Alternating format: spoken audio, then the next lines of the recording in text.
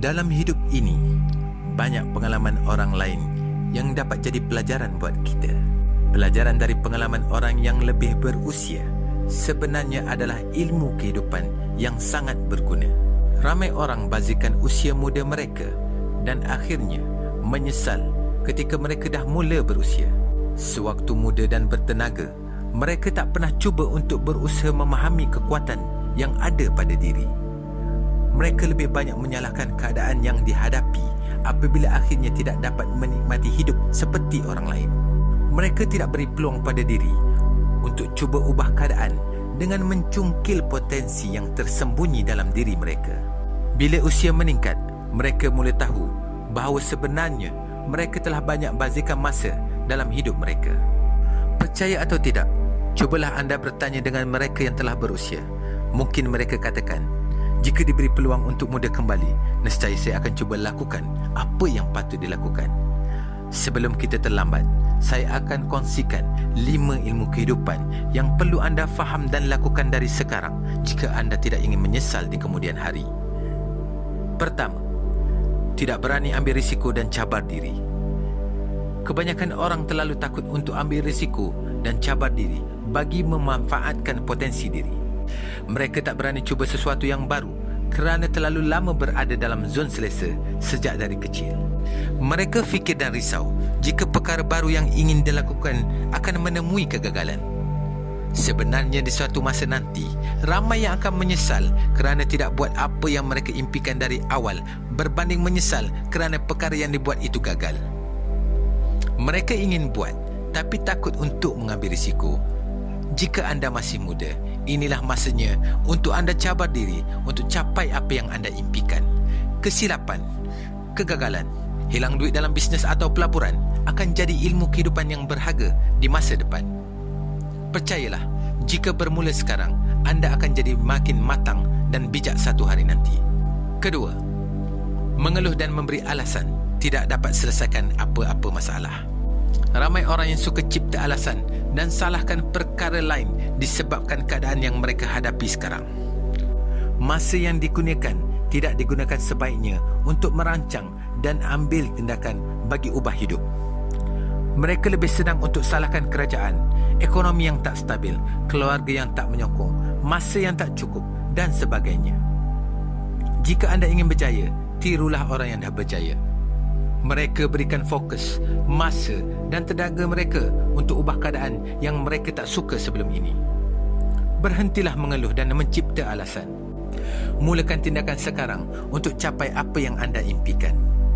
Cabaran yang anda terpaksa lalui sekarang akan buatkan anda tersenyum satu hari nanti. Ketiga, potensi yang disembunyikan. Setiap manusia yang lahir dibekalkan potensi yang hebat dalam diri mereka. Namun potensi itu tak pernah diasah kerana mereka takut dianggap berbeza dari pandangan masyarakat dan keluarga. Akhirnya, mereka memilih kerjaya berdasarkan pendapat keluarga dan orang lain. Tahukah anda, 80% orang di dunia ini tidak suka dengan pekerjaan mereka sekarang. Jangan bazikan hidup anda dengan mengutamakan pendapat orang lain demi memuaskan hati mereka. Ambillah masa untuk fahami dan kenali potensi anda, kekuatan anda dan apa yang anda minat untuk lakukan dalam hidup ini. Potensi yang ada pada diri hanya boleh dimanfaatkan jika anda berani buat keputusan untuk diri anda sendiri. Keempat, kegagalan bukan suatu keaiban. Masyarakat selalu pandang sinis kepada orang yang gagal. Kegagalan adalah sesuatu yang memalukan dan mengaibkan di mata masyarakat. Dalam perjalanan anda untuk capai impian, anda akan menempuh beberapa kegagalan sebelum anda sampai ke puncak kejayaan. Kegagalan merupakan lumrah kehidupan dan sebenarnya tak penting berapa kali pun anda gagal. Yang penting, anda semangat untuk bangkit kembali. Suatu masa nanti, kegagalan yang anda tempuhi akan jadi ilmu kehidupan dan pengalaman berharga yang akan jadi panduan buat orang lain. Kelima, kebahagiaan bukan berada di masa depan. Waktu kecil dulu, kita fikir bila dah besar nanti, mesti seronok bila boleh buat apa sahaja. Bila dah besar, kita fikir mesti seronok bila dapat kerja, boleh beli apa yang kita nak. Bila dah dapat kerja, kita fikir mesti seronok bila dapat kahwin. Bila dah kahwin, kita fikir kita akan lebih bahagia jika mempunyai anak. Bila dah mempunyai anak, kita fikir kita akan lebih bahagia jika mempunyai wang yang banyak sebab dapat beri apa sahaja untuk keluarga yang tersayang. Keseronokan dan kebahagiaan yang kita patut merasainya sekarang sentiasa ditangguhkan kerana kita fikir semuanya ada di masa depan. Inilah kesilapan ramai manusia yang akhirnya bila mereka meningkat tua, mereka menyesal kerana sebenarnya kebahagiaan dan keseronokan tidak ada di masa depan. Kenapa kita perlu tangguh kebahagiaan kita? Kita boleh bahagia sekarang dengan cara kita sendiri. Kebahagiaan tidak terletak kepada perkara luaran. Ia terletak pada hati yang sentiasa merasa cukup dengan pemberian Tuhan. Teruskan berjuang untuk capai impian dengan memanfaatkan potensi yang ada pada diri anda. Kesusahan dalam mengharungi perjuangan untuk capai impian bukan jadi kayu ukur untuk anda tidak merasa bahagia sekarang. Segala ujian dan cabaran yang ditempuhi, anggaplah ia sebagai suatu ilmu kehidupan yang akan anda ceritakan buat anak cucu nanti. Simpanlah kesusahan itu sekarang buat pelajaran dan pengalaman diri. Teruskan melangkah dengan senyuman kebahagiaan.